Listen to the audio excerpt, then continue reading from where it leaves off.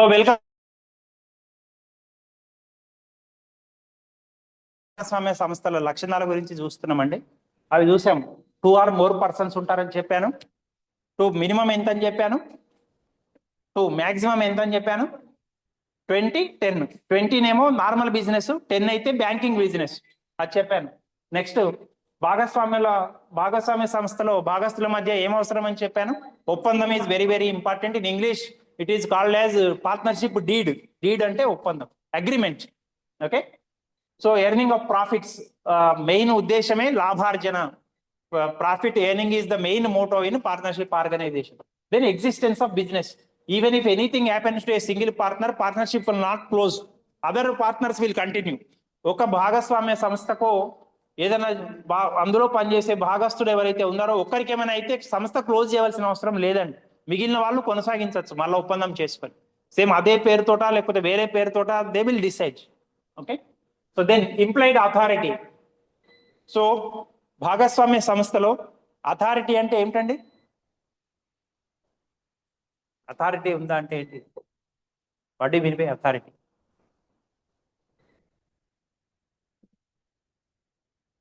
చూడండి, ఇక్కడ మనకు ఉద్దేశం ఏమిటి అంటే భాగస్వామ్య సంస్థలో ఏ భాగస్తుడైనా సరే సంస్థ తరఫున పనిచేయచ్చు. బయటికి పోయి ఒప్పందం కుదుర్చుకుంటాడు, బయటికి పోయి కొంటాడు, బయటికి పోయి అమ్ముతాడు, సంస్థ తరఫున లెక్కలు రాస్తాడు. సో అది దట్ ఈజ్ ఇంప్లాయిడ్ అథారిటీ. ఇప్పుడు చూడండి, మీకు ఒక చిన్న ఎగ్జాంపుల్ చెప్తాను. మీ అందరూ గవర్నమెంట్ డిగ్రీ కాలేజ్ నేలకొండపల్లిలో చదువుతున్నారు. మీరు కాలేజ్ నుంచి బయటికి వెళ్ళేటప్పుడు టీసీ అడుగుతారు, అట్లనే మెమో అడుగుతారు, స్టడీ సర్టిఫికేట్ అడుగుతారు principal madam. Nelakondapalli government degree college అని చెప్పి ఈ బిల్డింగ్ రాసిస్తుందా మీకేమన్నా? ఆ శక్తి బిల్డింగ్ కు లేదు. అది ఎవరికి ఉన్నది? ప్రిన్సిపల్ సీట్లో కూర్చున్న వాళ్ళకు ఉన్నది. వాళ్ళు రాయించి సంతకం పెట్టి స్టాంప్ వేస్తే చెల్లుతుంది. అంతేగాని ఈ బిల్డింగ్ వచ్చి సంతకం చేయదు కదా మీ సర్టిఫికెట్ల మీద. So that is implied authority. That is what you mean by saying implied authority. దాని తరఫున వీళ్ళు పనిచేస్తారు. భాగస్వామ్య సంస్థ పేరు ఒకటి పెడతారు, ఎక్స్ ఆర్గనైజేషన్ అని పెడతారు. ఎక్స్ వచ్చి ఏం చేయదు, దాని తరఫున వీళ్ళు చేస్తారు. ఎందుకంటే అది బతుకున్న మనిషి గారు కదా చేయడానికి. మీ అమ్మనో నాన్ననో మీకు అన్ని సపర్యలు చేస్తారు, సేవలు చేస్తారు. కానీ మీ ఇంట్లో ఉన్న కుర్చీ కానీ బెంచ్ కానీ ఏది చేయదు కదా, మంచం కానీ, వాళ్ళే చేస్తారు. సో అట్లనే భాగస్వామ్య సంస్థ తరఫున all have authority, all have power. They can purchase, they can sell, they can maintain account books, everything they can maintain. So that is their authority. That is known as implied authority. Because organization on its own cannot do anything. On behalf of organization, partners will do. సంస్థ దానంతా అదే ఏది చేసుకోలేదు కాబట్టి వీళ్ళు సంస్థ తరఫున పనిచేస్తారు. So that is known as implied authority. Next one is unlimited liability. ప్రతి దాంట్లో వస్తుందని చెప్పాను, అందుకని ఇంపార్టెంట్ అని చెప్పాను. సరే మళ్ళొకసారి చెప్తున్నాను, ఇంతకుముందు అడిగితే ఎవరు చెప్పలేదు. లయబిలిటీ తెలుగులో రుణ బాధ్యత అంటాము. Liability is of 2 types. రుణ బాధ్యత 2 రకాలు. Limited liability, unlimited liability. పరిమిత రుణ బాధ్యత, అపరిమిత రుణ బాధ్యత. పరిమిత రుణ బాధ్యత అంటే సంస్థ అప్పులు ఎక్కువై అప్పులు తీర్చలేని పరిస్థితి ఉంటే, ఒక వ్యక్తి తన సొంత ఆస్తులు కూడా అమ్మి అప్పులు తీర్చే పరిస్థితి ఉంటే దాన్ని అపరిమిత రుణ బాధ్యత అంటాం. If organization incurs losses and the organization is unable to clear the debts, the person has to sell his personal assets also for the clearance of loans of the organization. In that case, that kind of liability is known as unlimited liability. ఒక సంస్థ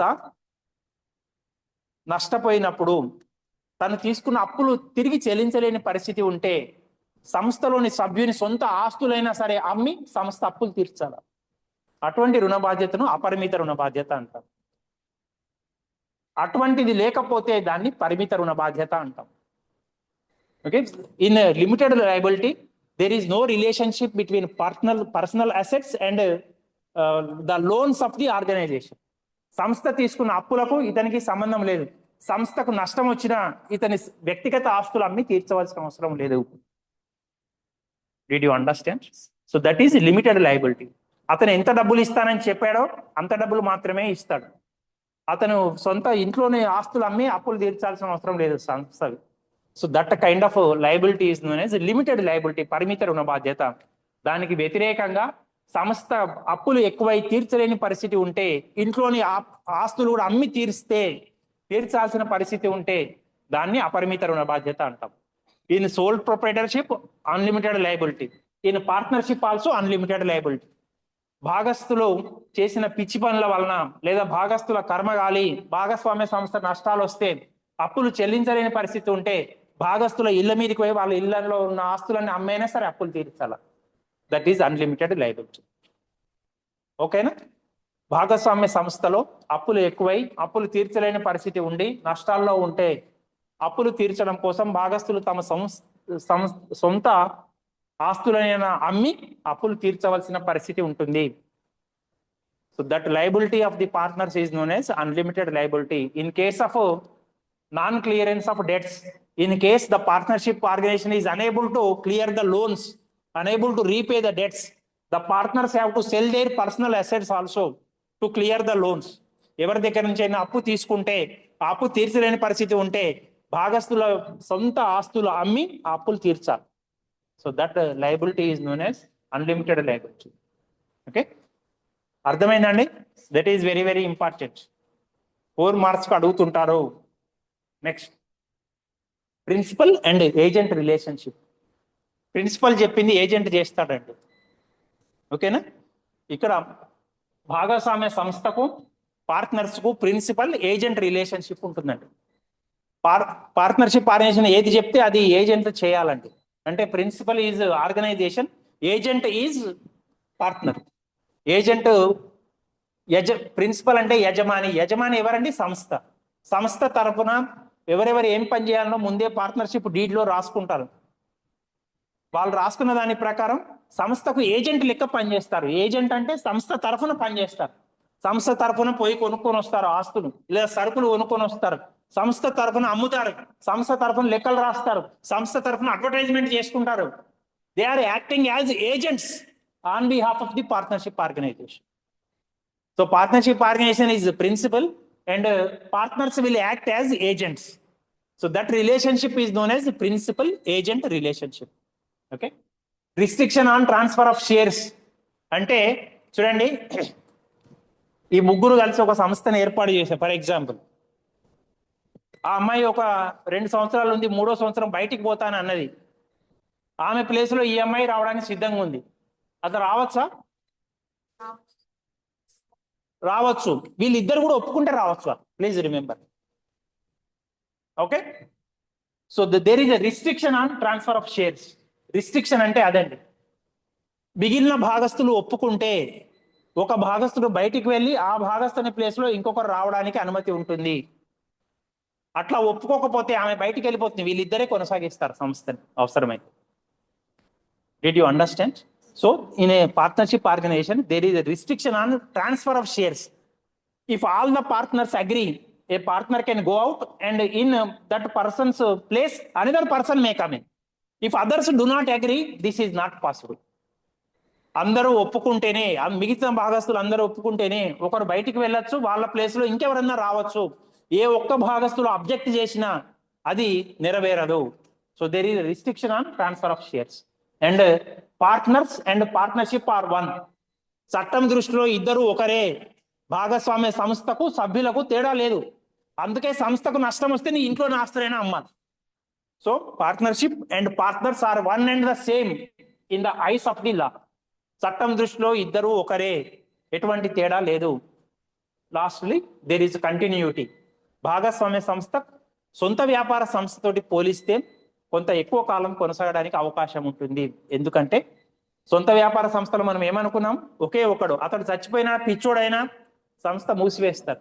కానీ ఇక్కడ అట్లా కాదండి. ఒక భాగస్తుడు చనిపోతే మిగిలిన వాళ్ళు కొనసాగిస్తారు. 10 మందిలో ఒకడు పోతే ఏమున్నది, మిగిలిన 9 మంది నడుపుతారు. So there is a continuity in a partnership organisation in comparison with sole proprietorship.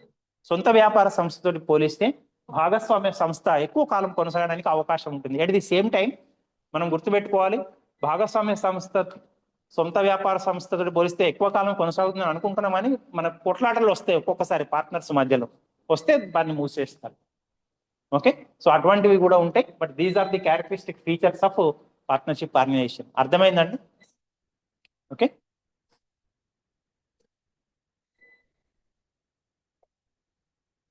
So అవే ఇక్కడ రాశానండి, మళ్ళీ ఆ చిన్న చిన్నగా ఉన్నాయి ఇక్కడ కొంచెం అటు ఇటుగా రాశాను. Okay, these are the characteristic features. So these are the advantages. Partnership organisation advantages, ప్రయోజనాలు ఏంటి? ఈజీ టు ఫామ్, చాలా సులభం అండి. కొద్దిమంది భాగస్తులు కలిసి, కొద్దిమంది వ్యక్తులు ముందుకొచ్చి సంస్థను స్థాపించుకోవచ్చు. స్టాండప్.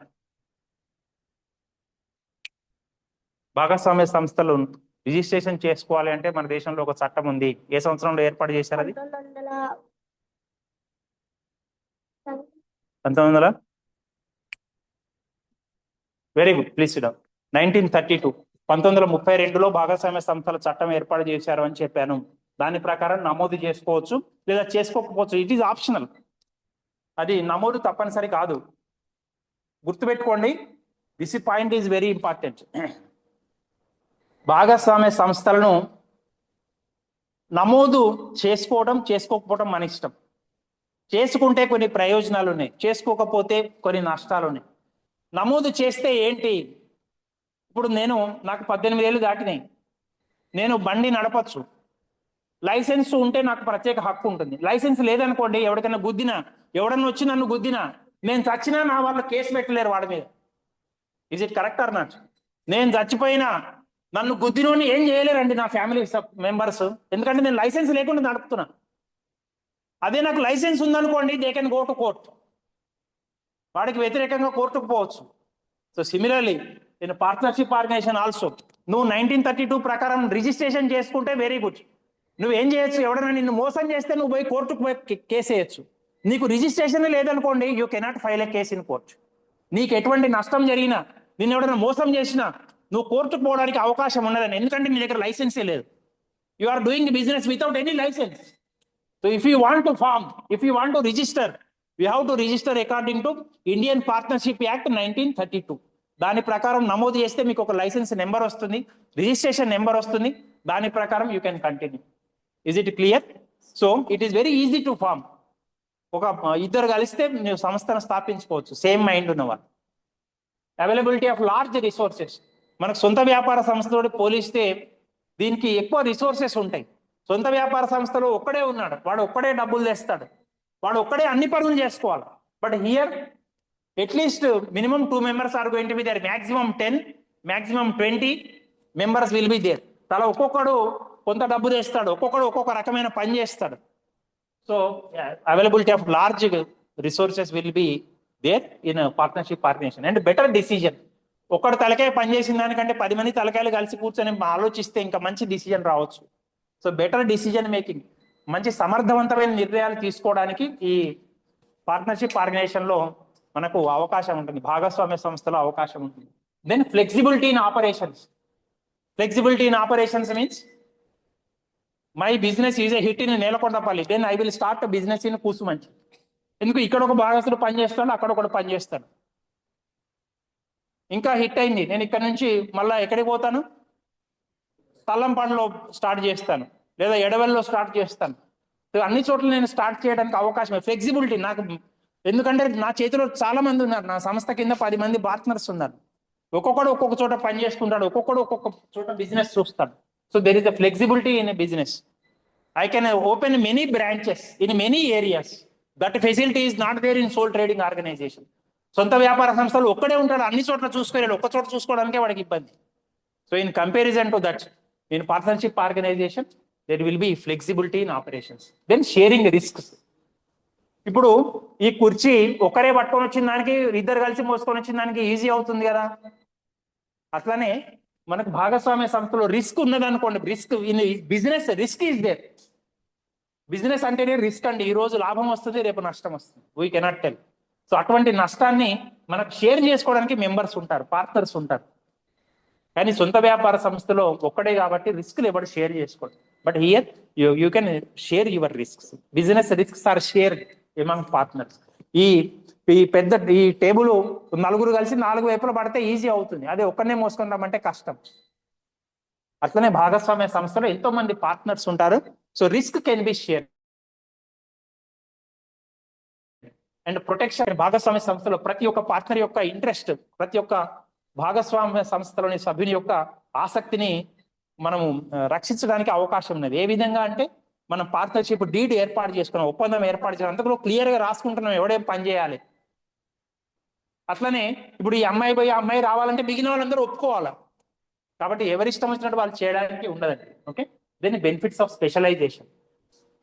పార్ట్నర్స్ లో ఈ ముగ్గురులో ఈమెకు అమ్మడంలో తెలివి ఉన్నది, ఈమె కొనడంలో తెలివి ఉన్నది, ఈమెకు అకౌంట్స్ రాయడంలో తెలివి ఉన్నది, ఆమెకు అడ్వర్టైజ్మెంట్ చేయడంలో తెలివి ఉన్నది. నలుగురు కలిసి they are specialists in their own areas. ఆ ఏరియాలలో వాళ్ళు స్పెషలైజేషన్ సంపాదించి ఉన్నారు కాబట్టి ఆ పనులు చేస్తారు. So whatever benefits that are associated with specialisation, the organisation is going to enjoy those benefits. ఒక్కొక్కరు ఒక్కొక్క దాంట్లో నైపుణ్యం కలిగి ఉంటారు. ఆ నైపుణ్యాన్ని వాళ్ళు సమర్థవంతంగా వినియోగించుకోవడానికి అవకాశం ఉంది. అదే మీరు సొంత వ్యాపార సంస్థ తీసుకున్నారని ఒక్కడే అన్ని పనులలో ఎక్స్పర్ట్ కాలేడు. But here they are experts in their own areas. So that benefit is going to be there in partnership organisation. These are the advantages or benefits of partnership organisation. అర్థమైందండి? Any doubts are there? Types of partners. Active partner, ఇవి భాగస్వామ్య సంస్థలో భాగస్థుల రకాలండి. Active partner is otherwise known as working partner. పనిచేసేవాడిని active partner, సక్రియ భాగస్థుడు అంటాం తెలుగులో. సక్రియ భాగస్థుడు అంటాం. Means he is very actively involved in business organisation activities of the business organisation. మంచి యాక్టివ్గా పనిచేస్తాడండి. సంస్థకు సంబంధించిన వనరులు అందరూ కలిసి సమకూర్చుకున్నా ఇతను కౌంటర్లో ఉండి పని చేయడం, సంస్థకి ఏ పని కావాలంటే ఆ పని ఇతనికి నిర్దేశించిన పనిని చేయటం జరుగుతుంది. So that partner is known as active partner. దానికి ఆపోజిట్ స్లీపింగ్ పార్ట్నర్, అంటే నిద్రపోతుంటాడని కాదు దాని అర్థం. Or otherwise known as dormant partner. దీని తెలుగులో ఏమంటామంటే నిష్క్రియ భాగస్థుడు అంటాం. అది సక్రియ భాగస్థుడు, ఇది నిష్క్రియ భాగస్థుడు. వీడు ఏం చేస్తాడంటే సంస్థకు అవసరమైన డబ్బులు కానివ్వండి లేదా అతని పేరు వాడుకోవడానికి కానీ పర్మిషన్ ఇస్తాడు, కానీ అతను ఏ పని చేయడండి. అతను డబ్బులు ఇస్తాడు లేదా అతని పేరును వాడుకుంటాం మనం, అతను ఎటువంటి పని చేయడు. Is not involved in any kind of activities. So that partner is known as sleeping partner or dormant partner. He will not do any activity in the business organisation. దానికి ఆపోజిట్, యాక్టివ్ పార్ట్నర్ కు opposite sleeping partner or dormant partner. Okay, nominal partner. So nominal partner ఇతను సంస్థకు ఏం పని చేయడు, ఇతని పేరు మాత్రమే వాడుకోవడానికి పర్మిషన్ ఇస్తారండి. ఫర్ ఎగ్జాంపుల్, నాకు ఎవరు ఫ్రెండ్, మన తెలంగాణ చీఫ్ మినిస్టర్ రేవంత్ రెడ్డి గారు పరిచయం అనుకోండి. For example, is my friend. నా ఫ్రెండ్ అండి ఆయన. నా సంస్థలో ఆయన కూడా పార్ట్నర్ అని చెప్పి నేను రాసుకుంటాను. అతను ఒప్పుకున్నాడు దానికి. అతను నా సంస్థకు డబ్బులు ఇవ్వలేదు, నా సంస్థకు ఏ పని చేయడు, నా సంస్థకు సంబంధించిన ఏ రికమెండేషన్ కూడా చేయడు, కానీ నేను ఎట్లా బెనిఫిట్ పొందుతున్నా? I'm using his name. నా సంస్థలో అతను కూడా పార్ట్నర్ అని చెప్పి అతని పేరుని నేను వాడుకుంటున్నాను అంతే. So if is for name sake only, that partner is known as nominal partner. నామమాత్రపు భాగస్థుడు అంటాం తెలుగులో. నామమాత్రపు భాగస్థుడు అంటే, నామం అంటే ఏంటి? ఇక్కడ పెట్టుకునే నామం కాదండి, పేరు. నామధేయము అంటే పేరు. సో పేరు మాత్రమే వాడుకుంటాం మనం. అతను ఎటువంటి పని చెయ్యడు, డబ్బులు ఇవ్వడు, సంస్థకు అతని పేరు ప్రతిష్టల్ని వాడుకొని సంస్థకు ఏమైనా లాభం పొందుతుంది. So that partner is known as nominal partner. Then partner in profits, లాభాలలో భాగస్థుడు. చూడండి, సాధారణంగా లాభ నష్టాల్లో భాగస్థులు పంచుకుంటారు. లాభం వచ్చినా నష్టం వచ్చినా పంచుకోవాలి. కానీ మనం ముందే పార్ట్నర్షిప్ డీడ్లో రాసుకుంటాం, ఇలాంటి భాగస్థుడు లాభం వస్తేనే పంచుకుంటాడు, నష్టం వస్తే ఏం తీసుకోడండి, నష్టం వస్తే ఏమి ఇవ్వడు సంస్థకి, మిగిలిన వాళ్ళే చూసుకుంటారు. So that partner is known as partner in profits. He will enjoy profits only. He will not give anything if there is loss to the organisation. అతను సంస్థ నష్టపోతే ఏం సహాయం చేయడు, కానీ లాభం వస్తే మాత్రం షేర్ తీసుకుంటాడు. ఓకేనా? ఇది ఎట్లా ఉంటుందంటే మన తల్లిదండ్రులు లెక్కనేనండి. మన తల్లిదండ్రులు ఏమైనా సుఖం వస్తే మనకి ఇస్తారు, కానీ కష్టం వస్తే వాళ్ళే అనుభవిస్తారండి. అవునా కదా చెప్పండి? మన తల్లిదండ్రులు పిల్లలు ఎప్పుడు మంచిగా ఉండాలి అని ఆలోచిస్తారు. ఏమైనా సుఖపడే స్థితి ఉంటే పిల్లల్ని కూడా తమతోటే ఉంచుకుంటారు. అదే కష్టం ఉన్నదనుకోండి, ఇంట్లో అసలు తిండికే గడవడానికి లేదనుకోండి, అమ్మ నువ్వన్నా పోయి హాస్టల్లో ఉండు, నువ్వన్నా కనీసం 2 పూటలు తిండి తినొచ్చు కదా అని ఆలోచిస్తారు మన తల్లిదండ్రులు. అంటే మన సుఖపడినప్పుడు మనతోటే ఉంచుకోవటం అనేది జరుగుతుంది. కష్టపడితే మాత్రం వాళ్ళే అనుభవిస్తారు. సో సిమిలర్లీ ఇక్కడ భాగస్వామ్య సంస్థలో కూడా this partner is going to enjoy the profits only. He will not do anything in case of losses. That partner is known yes partner in profits. లాభాలలో భాగస్థుడు అంటాం తెలుగులో. Partner by estoppel, partner by estoppel, estoppel ద్వారా భాగస్థుడు అంటాం. Estoppel అనేది ఒక technical term. Estoppel ద్వారా భాగస్థుడు అంటే ఏమిటి అంటే, మనం పేపర్లలో ఈ మధ్య చాలా మోసాలు చూస్తుంటామండి. నాకు సీఎం తెలుసు, నాకు పిఎం తెలుసు అని చెప్పి వాళ్ళ పేర్లు చెప్పుకొని, లేదా ఐఏఎస్ ఆఫీసర్ని నేను, ఐపీఎస్ ఆఫీసర్ నాకు ఫ్రెండ్, నీకు ఉద్యోగాలు ఇప్పిస్తా అని చెప్పి చాలా మంది మోసాలు చేస్తుంటారు. మీరు పేపర్లలో చూస్తుంటారు, అప్పుడప్పుడు వాట్సాప్లలో వస్తుంటాయి. సో అట్లా ఎవరైనా మోసం చేస్తే అసలు నిజంగా ఈ వ్యక్తికి సీఎంకో పిఎంకో లేకపోతే మనం అనుకున్న ఇంకా వేరే వ్యక్తులకు, ఐఏఎస్ ఆఫీసర్లకు, ఐపీఎస్ ఆఫీసర్లకు ఏం సంబంధం ఉండదండి. అతను అతను తమ్ముడు, లేకపోతే నేను ఏది చెప్తే అతను వింటాడు అని చెప్పి నీకు ఉద్యోగాలు పడ్డాయి, నీకు ఇప్పిస్తా ఉద్యోగం అని చెప్పి 1,00,000 వసూలు చేస్తాడు. అట్లా 100 మంది దగ్గర లక్ష వసూలు చేస్తే ఒక 1 కోటి రూపాయలు అయితే, లేదా 10 కోట్లు అయితే తెలియకుండా ఎవరికి చెప్పకుండా రాత్రికి జంప్ అవుతాడు ఊరు నుంచి. అతనికి నిజంగా ఆ ఐఏఎస్ ఆఫీసర్ కానీ, ఐపీఎస్ ఆఫీసర్ కానీ, సీఎం కానీ, పిఎం కానీ ఏమైనా సంబంధం ఉన్నదాన్ని? There is no relation. కానీ పబ్లిక్ లో అతను ఏం బిల్డప్ ఇచ్చాడు? వాళ్ళు నాకు బంధువులు, వాళ్ళు నాకు చుట్టాలు, వాళ్ళు నాకు తెలుసు అని చెప్పి బిల్డప్ ఇచ్చాడు. సో అట్లా బిల్డప్ ఇచ్చిన వాళ్ళని పార్ట్నర్ బై ఎస్టోపెల్ అంటాం. So the person he gives the impression that he is a member of the partnership firm and he will tell publicly, he will tell openly that I am a member of the firm and he will cheat the public. సో అటువంటి భాగస్థుని partner by estoppel అంటాం. అతనికి సంస్థకి ఎటువంటి సంబంధం ఉండదండి. Public ను మోసం చేయడానికి, పబ్లిక్ లో ఏదో ఒక కొత్త గుర్తింపు పొందడానికి అటువంటి వ్యక్తులు పనిచేస్తుంటారు. అట్లా ఎవరైనా మోసం చేస్తే దాన్ని పార్ట్నర్ బై ఎస్టోపెల్ అంటాం. Okay, next partner by holding out అంటే మౌన నిర్ణీత భాగస్థుడు అంటాం తెలుగులో. మౌన నిర్ణీత భాగస్థుడు అంటాం. అంటే చూడండి, నేను ఇంతకుముందు ఏం చెప్పాను, వీళ్ళు 3 పార్ట్నర్స్ అని చెప్పాను కదా మీ ఎగ్జాంపుల్లో. ఓకే, సో ఈ అమ్మాయికి పార్ట్నర్షిప్కి ఏం సంబంధం లేదండి, వీళ్ళ 3 భాగస్వామ్య సంస్థకి. కానీ వీళ్ళిద్దరు ఇంకొకరితో ఏం చెప్తున్నారంటే, ఆ అమ్మాయి కూడా భాగస్వామ్యం, ఆమె కూడా మాతోటే ఉంది అని చెప్తారు. ఆమె ఏం చెప్పాలి అప్పుడు? నేను కాదని ఓపెన్గా చెప్పాలి. ఓకే, ఆమె చెప్పకుండా ఉందనుకోండి, దాన్ని ఏమంటామంటే, అటువంటి పార్ట్నర్ని ఏమంటామంటే పార్ట్నర్ బై హోల్డింగ్ అవుట్ అంటాం. మౌన నిర్ణీత భాగస్థుడు. మనం ఓపెన్గా చెప్పినప్పుడు అది ఖండించాలి. నేను కాదు, నాకు ఆ సంస్థకి ఏం సంబంధం లేదు అని చెప్పాలి. కానీ వీళ్ళిద్దరు తెలివిగా ఏం చేశారంటే, ఈమె దగ్గర నుంచి డబ్బులు రాబట్టాలంటే, ఈమె మెంబర్ అని తెలిస్తే వీళ్ళిద్దరు ఫ్రెండ్స్ కాబట్టి ఆమె డబ్బులు ఇస్తుంది సంస్థకు. అట్లా చేయాలని చెప్పి ఈమె కూడా భాగస్తురాలే, మాతోటే పనిచేస్తుందని చెప్పారు. ఆమె సైలెంట్గా ఉండకుండా చెప్పాలి ఓపెన్గా, no I do not have any relationship with this firm అని చెప్పాలి. అట్లా చెప్పకుండా మౌనంగా ఉంటే మౌన నిర్ణీత భాగస్థుడు అంటాం. తనకు సంస్థకు ఎటువంటి సంబంధం లేదు. కానీ అట్లా చెప్పినప్పుడు మౌనంగా ఉండి తన వలన లాస్ అయింది అనుకోండి, ఆమె కోర్టుకు పోయి ఈమె నుంచి డబ్బులు తీసుకోవచ్చు. అట్లా చేయవచ్చు. So that is partner by holding out. Did you understand? Okay, secret partner పేరులోనే ఉంది కదా, వాడు పార్ట్నర్ అయినా కానీ ఎవరికి చెప్పారు వాడి గురించి, ఈ సీక్రెట్ పార్ట్నర్ అంటాం. రహస్య భాగస్థుడు అంటాం తెలుగులో. మనకు తెలుగులో ఒక పాట ఉంది కదా, ఏం పాట ఉంది? స్నేహితుడా స్నేహితుడా రహస్య స్నేహితుడా అని ఒక పాట ఉంది, తెలుసా? సఖీ సినిమాలోనే ఎందులోనో ఉందా? అది అతను స్నేహితుడు అని రహస్యంగా ఉంచింది, సీక్రెట్ గా. ఓకే, సో అట్లా ఇది కూడా పార్ట్నరు. నేను పోయి రోజు క్లబ్కు పోయి తాగుతా, పేకాట ఆడుతాం, కానీ ఎవరికి చెప్పను. పబ్లిక్ లో మాత్రం పొద్దున్నే మంచిగా బిల్డప్ ఇస్తుంటా. Nobody knows that I'm a member of the club, but I every day secretly after 12 PM I will go to the club. I will enjoy there and I will come back. Nobody knows. So అటువంటి భాగస్థుడు ఎవరైనా ఉంటే secret partner అంటామండి, రహస్య భాగస్థుడు అంటాం. Okay, next sub partner అంటే ఏంటి? సమృద్ధి పార్ట్నరా? కాదు.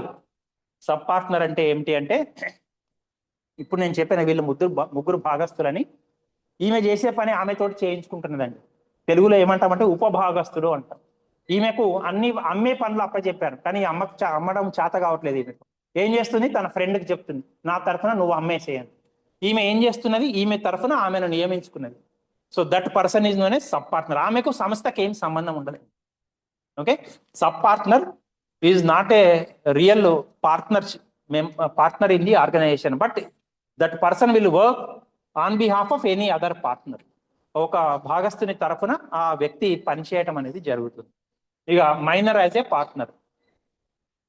చెప్పండి, మైనర్ అంటే మనది ఒక్కొక్క దేశంలో మైనర్ అని ఒక్కొక్క ఏజ్ ప్రిస్క్రైబ్ చేయటం జరిగిందండి. మన దేశంలో మైనర్ అని ఏ బిలో 18 ఇయర్స్ నిండని వాళ్ళని మైనర్స్ అంటాం. ఓకేనా? మీలో కొద్దిమంది మైనర్స్ ఉన్నారు కదా, ఇంకా ఉన్నారా? ఎవరు మైనర్స్ చేయొద్దండి ఒకసారి. 18 ఏళ్ళు నిండాలి, రావటం కాదు, నిండిపోవాలి. 1 2 3 4 5 6 7. Okay please. 18 ఏళ్ళు నిండని వాళ్ళందరూ మైనర్స్. మీరు భాగస్వామ్య సంస్థలో చేరచ్చా? ఎస్, మీరు చేరొచ్చు. 18 ఇయర్స్ నిండకపోయినా చేరొచ్చు. కానీ గుర్తుపెట్టుకోండి, మీకు ఉండేది లిమిటెడ్ లయబిలిటీనే ఉంటుంది. మిగిలిన వాళ్ళందరికీ అన్లిమిటెడ్ లయబిలిటీ ఉంటుంది. అంటే సంస్థ నష్టపోతే మీ ఇంట్లో ఆస్తులు అమ్మాల్సిన అవసరం లేదు. ఎందుకంటే మీరు మైనర్స్. మైనర్స్ అని ఎందుకు అన్నామంటే మీ మైండ్ మెచ్యూర్ కాలేదు, మీరు ఏం పని చేస్తున్నారో మీకు తెలియదు ఇప్పుడే. కొంచెం 18 ఏళ్ళు నిండితే మీకు తెలుస్తుంది మీరు చేసేది మంచిగా చెడా అని. కాబట్టి వ్యాపార సంస్థ నష్టపోయింది అనుకోండి, మీ మైండ్ ఎదగలేదు కాబట్టి మీకు తెలియదు ఎక్కడ కొంటే మంచిది, ఎక్కడ అమ్మితే మంచిది అని. అందుకని చట్టం మిమ్మల్ని ప్రొటెక్ట్ చేసే ఉద్దేశంతో ఏం చేసింది అంటే, సంస్థ నష్టపోతే మీ ఇంట్లో ఆస్తులు అమ్మాల్సిన అవసరం లేదు, కానీ లాభం వస్తే మీరు లాభం తీసుకోవచ్చు. అట్లా ప్రొటెక్షన్ ఇచ్చింది చట్టం. కాబట్టి minor can become a partner in the partnership firm, but they have nothing to do the loss with the losses. They can enjoy the profits. మైనర్లు భాగస్వామ్య సంస్థలో సభ్యులుగా ఉండవచ్చు. సంస్థ నష్టాలు బాగా వచ్చి ఆస్తులు అమ్మే పరిస్థితి ఉన్నప్పుడు వాళ్ళ ఇంట్లోంచి ఏమీ ఆస్తులు అమ్మవలసిన అవసరం లేదు. కాబట్టి మైనర్కు ఉండే రుణ బాధ్యత ఎటువంటిది? పరిమిత రుణ బాధ్యత. మిగిలిన భాగస్తులందరికీ అపరిమిత రుణ బాధ్యత ఉంటుంది. Other partners, all other partners who are majors, they will have unlimited liability, but minors will have limited liability. వాళ్ళకి కేవలం పరిమిత రుణ బాధ్యత మాత్రమే ఉంటుంది. అర్థమైందండి? So that's all. అట్లనే గుర్తుపెట్టుకోండి, మైనరు 18 ఏళ్ళు నిండినాక కొనసాగచ్చు, ఆ సంస్థలో కొనసాగచ్చు. ఓకేనా? కొనసాగచ్చు. అప్పుడు వాళ్ళకు అన్లిమిటెడ్ లయబిలిటీ ఏర్పడుతుంది. మళ్ళీ 18 ఏళ్ళు నిండేంత వరకే లిమిటెడ్ లయబిలిటీ, అపరిమిత రుణ బాధ్యత 18 ఏళ్ళు నిండినాక వచ్చేస్తుంది. ఓకేనా? అంతేగాని స్టార్టింగ్ లో నాకు లిమిటెడే ఉంది కదా సార్, ఇప్పుడు ఎట్లా అన్లిమిటెడ్ అంటారు అని అనడానికి లేదు. 18 ఏళ్ళు నిండితే automatic your liability will become unlimited automatically. Okay, so that's all regarding partners, types of partners. ఏమేమి చూసామండి? ఏమేమి గుర్తున్నాయి నోటికి చెప్పండి? Active partner, sleeping partner, sub partner, minor partner, secret partner. అబ్బో చాలా గుర్తుంది గట్టిగా. Secret partner, partner by estoppel, partner by holding out, minor partner చెప్పాం కదా. ఇంకేమున్నాయి? ఇంకేమున్నాయి?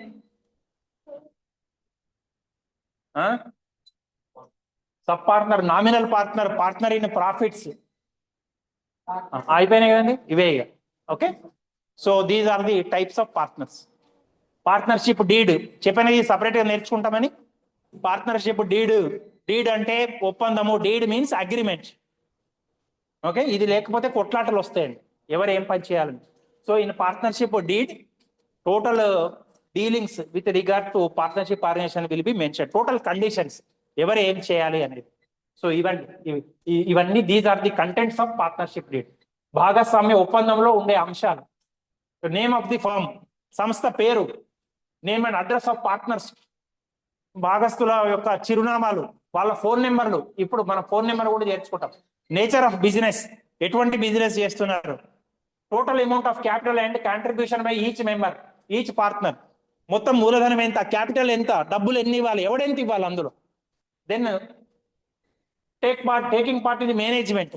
నిర్వహణలో ఎవరు తీసుకుంటాడు నిర్ణయాలు, కొనే నిర్ణయం ఎవరు తీసుకుంటాడో, అమ్మే నిర్ణయం ఎవరు తీసుకుంటాడో, లెక్కలు రాసేది ఎవరు తీసుకుంటారో, అడ్వర్టైజ్మెంట్ ఎవరు తీసుకుంటారు, ట్రాన్స్పోర్ట్ ఎవరు తీసుకుంటారు, ఎవ్రీథింగ్ మేనేజ్మెంట్ లో ఎవరెవరు ఏ నిర్ణయాలు తీసుకుంటారు. Then amount of withdraws to be allowed to each partner. Withdraw అంటే ఏంటండి? డబ్బులు ఇవ్వటం క్యాపిటల్ అంటాం. విత్డ్రా అంటే దానికి ఆపోజిట్ డ్రాయింగ్స్ అంటాం. ఎవరికైనా డబ్బులు అవసరమైతే తీసుకోవచ్చా, దానికి సంబంధించిన రెగ్యులేషన్స్. లేకపోతే కొట్లాటలు వస్తాయి మళ్ళీ. ఇవాళ నేను 1,00,000 రూపాయలు ఇచ్చా, 1 నెల ఆగి 4 లక్షలు ఒక 10,000 అర్జెంట్గా ఇంట్లో అవసరం ఉందంటే తీసుకోవచ్చు అనే రూల్ ఉంటుంది దాంట్లో. తీసుకోవడానికి ఏంటి, తీసుకుంటే ఎంత వడ్డీ ఇవ్వాలి. Okay, so everything will be mention. Then profit sharing ratio, ఎవరు లాభం వస్తే ఏ నిష్పత్తిలో పంచుకోవాలి. ద అమౌంట్ ఆఫ్ శాలరీస్, పని చేస్తూనే ఏం పారుతారన్నా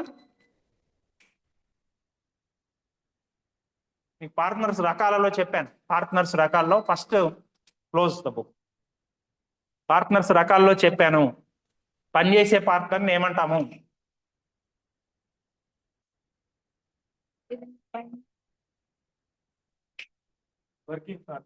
very good. Otherwise active partner, సక్రియ భాగస్థుడు అంటాం తెలుగులో. Please sit down. సక్రియ భాగస్థుడు, యాక్టివ్ పార్ట్నర్, వర్కింగ్ పార్ట్నర్ అంటాము. పనిచేసే భాగస్థుడు. మరి పని చేసినప్పుడు వాడికి జీతం ఇవ్వాలి కదా, ఎంత జీతం ఇవ్వాలని రాసుకుంటాం. ఇప్పుడు జీతానికి పని చేస్తాడా, జీతం లేకుండానే పని చేస్తాడా అనేది. ఓకే, నాకు కొంచెం కుర్చీలు కొంచెం గ్యాప్ ఇచ్చేసుకోండి రేపటి నుంచి, నేను అటు పోతే లోపల దాకా. అర్థమైందా? సో శాలరీస్ ఇస్తే ఎట్లా ఇవ్వాలి, కమిషన్ ఇస్తే ఎట్లా ఇవ్వాలా. కమిషన్, వాళ్ళు మంచి పని చేశారు, లాభం వాళ్ళ వలన లాభం వచ్చింది, వాళ్ళకి అందులో కమిషన్ ఉందా లేదా, you are going to write. Rate of interest to be allowed on capital. డబ్బులు ఇచ్చారు మూలధనంగా, క్యాపిటల్ అంటే ఇన్వెస్ట్మెంట్, మూలధనం. డబ్బులు ఇస్తే దాని మీద ఇంట్రెస్ట్ ఏమైనా ఇవ్వాలా లేదా, వడ్డీ. ఒకటి ఎక్కువ ఇచ్చాడు, ఒకటి తక్కువ ఇచ్చాడు. మరి ఎక్కువ ఇచ్చిన వాడికి ఏమైనా బెనిఫిట్ ఉండాలి కదా అనేది ఏమైనా ఉందా లేదా, రూల్ రాసుకుంటాం. Rate of interest to B charge on drawings. వాళ్ళు డబ్బులు వాడుకున్నారు సంస్థవి, మరి దాని మీద వడ్డీ కట్టాలా లేదా అనేది రాసుకుంటాం మనం ముందు, రేపు పొద్దున కొట్లాట లేకుండా. Okay, so rate of interest on loans advanced by partners. ఎవరైనా భాగస్వామ్య సంస్థకు అప్పు ఇస్తే దాని మీద వడ్డీ ఉందా లేదా, you are going to write. Okay, similarly method of valuation of goodwill. What is good will?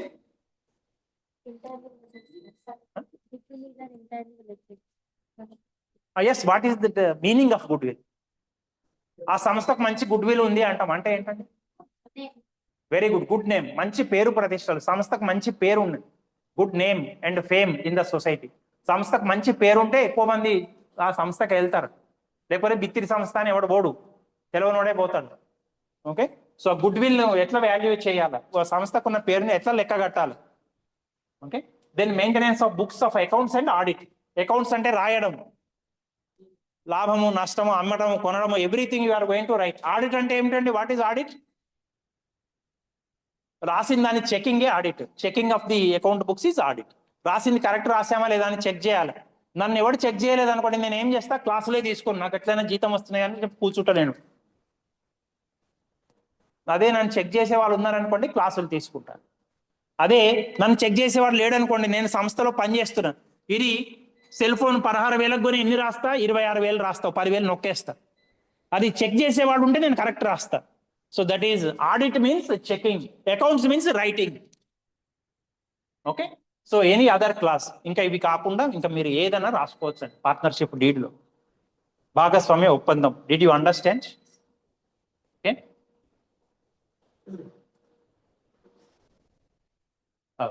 About this limited liability partnership in the next class I will tell. Okay, అట్లానే ఇందులో ఒకటి పార్ట్నర్షిప్ ఆర్గనైజేషన్ అడ్వాంటేజెస్ ఉన్నవి, disadvantages ఏముంటాయండి? Disadvantage చెప్పండి నాకు. Partnership organisation గురించి మీరు మొత్తం నేర్చుకున్నారు కదా, దాంట్లో ఉన్న లోపాలు ఏమున్నాయో చెప్పండి. మీకు అందుకనే ఆ టాపిక్ అక్కడ పెట్టలేను. This is to be discussed. ఏమి లోపాలు ఉండొచ్చండి పార్ట్నర్షిప్ ఆర్గనైజేషన్లో? ఆ స్లీపింగ్ పార్ట్నర్ ఏం పని చేయడు, పని చేసే వాళ్ళ మీద భారం ఎక్కువ అవుతుంది. నెక్స్ట్ ఇంకేముండొచ్చు?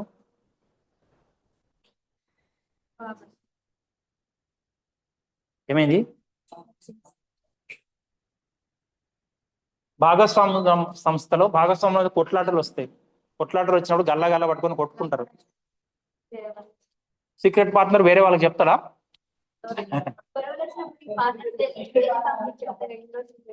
ఓకే, ఇందులో సీక్రెట్స్, వెరీ గుడ్, ఇందులో సీక్రెట్స్ అన్ని వేరే వాళ్ళకి చెప్తారు. ఓకేనా, వెరీ గుడ్. ఈ ముగ్గురులో కొట్లాడుకొని విడిపోయినారు, సంస్థ క్లోజ్ అయింది, ఈమె పోయి ఆ సంస్థ ఎట్లా నడుస్తుందో మొత్తం వేరే వాళ్ళకి చెప్తుంది. Okay, secrets will be leaked easily. భాగస్వామ్య సంస్థలో అన్లిమిటెడ్ లయబిలిటీ ఉంది కదండి, అది లోపం కదండి. సంస్థ నష్టపోతే వాళ్ళ ఇంట్లోని ఆస్తులు కూడా అమ్మి కట్టుబట్టలతో మిగులుతారు, అవసరమే చొక్కా ప్యాంట్ కూడా ఇచ్చుకొని పోతారు. ఏం చేస్తారు పాపం, అప్పిచ్చినోడు ఊరుకోడు కదా, దీనికి కనీసం 10 రూపాయలని వస్తాయని తీసుకొని పోతాడు, ఏం చేస్తాం. Okay, so unlimited liability will be there. And partners cannot transfer shares easily. వాళ్ళకు ఇష్టం లేకపోతే సంస్థ నుంచి బయటికి పోయి ఆమె ప్లేస్లో ఇంకొకరు రావాలంటే అందరూ ఒప్పుకోవాలి. ఒప్పుకోకపోతే సాధ్యం కాదు. పాపం ఈమె కొనసాగడం ఇష్టం లేదు, ఈమెకు రావాలని ఉంది, అది మిగిలిన వాళ్ళు ఒప్పుకుంటేనే సాధ్యం అవుతుంది. ఓకే, సో అట్లానే దీంట్లో ఇంకా మనకు లిమిటెడ్ కూర్చోండి ప్లీజ్. దీంట్లో లిమిటెడ్ రిసోర్సెస్ ఉంటాయి, అంటే సొంత వ్యాపార సంస్థతో పోలిస్తే ఎక్కువ రిసోర్సెస్ ఉంటాయి. కానీ ఇంకా ముందు క్లాసులలో మనం కంపెనీ గురించి నేర్చుకుంటాం, కోఆపరేటివ్ సొసైటీ గురించి నేర్చుకుంటాం. వాటిలో ఎక్కువ రిసోర్స్ కోట్ల సొమ్ము వస్తుంది. కానీ దీంట్లో మనం అనుకున్న మాక్సిమం నెంబర్ ఆఫ్ మెంబర్స్ ఎంత అనుకున్నాం, 10 or 20, అంతకు మించి ఉండరాదు మన. కానీ కంపెనీ వ్యవస్థలో లక్షల మంది ఉండొచ్చు, కోట్ల మంది ఉండొచ్చు. 1 కోటి మంది తలా 1 రూపాయి ఇస్తే నీ కంపెనీకి 1 కోటి రూపాయల క్యాపిటల్ వస్తుంది, దాంతో నువ్వు అడ్డగోలు బిజినెస్ చేయొచ్చు. కానీ దీంట్లో అట్లా కాదండి, ఉన్నది 10 or 20. కాబట్టి లిమిటెడ్ క్యాపిటల్ ఉంటుంది, లిమిటెడ్ రిసోర్సెస్ ఉంటాయి, సీక్రెట్స్ ఉండవు. ఓకేనా, కాబట్టి ఇలాంటి లోపాలు అనేవి పార్ట్నర్షిప్ ఆర్గనైజేషన్ లో ఉంటాయి. These are limitations of partnership organisation. Okay, there will be conflicts among partners. భాగస్తుల మధ్య కొట్లాటలు వస్తుంటాయి, వాటిని తీర్చలేక తలకాయ పట్టుకోవాల్సిన పరిస్థితులు ఉంటాయి చాలా సందర్భాల్లో. Did you understand? Is it clear? So today we have learned about partnership organisation. నిలబడు.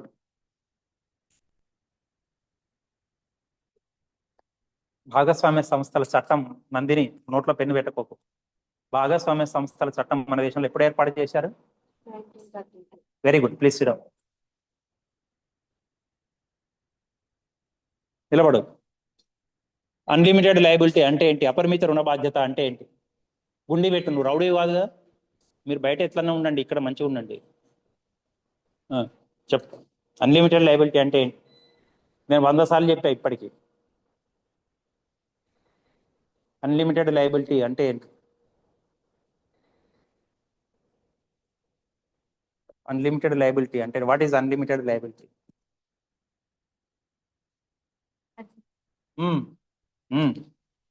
What is unlimited liability?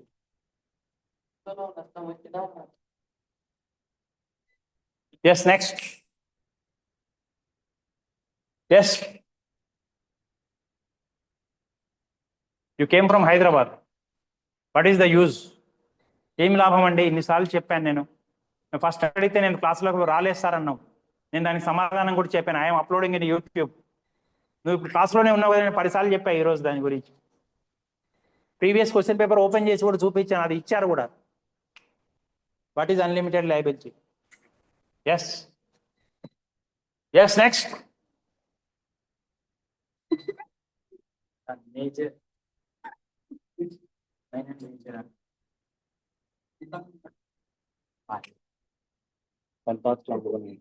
Very good. సంస్థ అప్పులకు తీర్చడం కోసం సొంత ఆస్తులైనా అమ్ముకోవాలి, అటువంటి లయబిలిటీని అన్లిమిటెడ్ లయబిలిటీ అంటామని చెప్పాను. కూర్చో. సో అన్లిమిటెడ్ లయబిలిటీ అనేది ఉంటుంది. ఓకే, నేను చెప్తున్నాను, మీరు ఉత్తగా సినిమా చూసినట్టు ఉండటం కుదరదు. నేను అడుగుతా, నిలబెడతా. In my class I will ask everything. నేను ఇప్పటిదాకా చెప్పిందే కాదు, ఈ క్లాస్లో చెప్పింది, గత క్లాసులలో చెప్పింది కూడా అడుగుతా, అది కూడా మర్చిపోవద్దు మీరు. Okay, so that's all. కాబట్టి మీరు ఏదో టైంపాస్కి వచ్చినట్టుగా వచ్చి చూస్తే సరిపోదండి. Okay, so thank you very much dear students. Okay, we will meet in the next class. Next క్లాస్లో limited liability partnership, cooperative societies, cooperative organisation, వాటి గురించి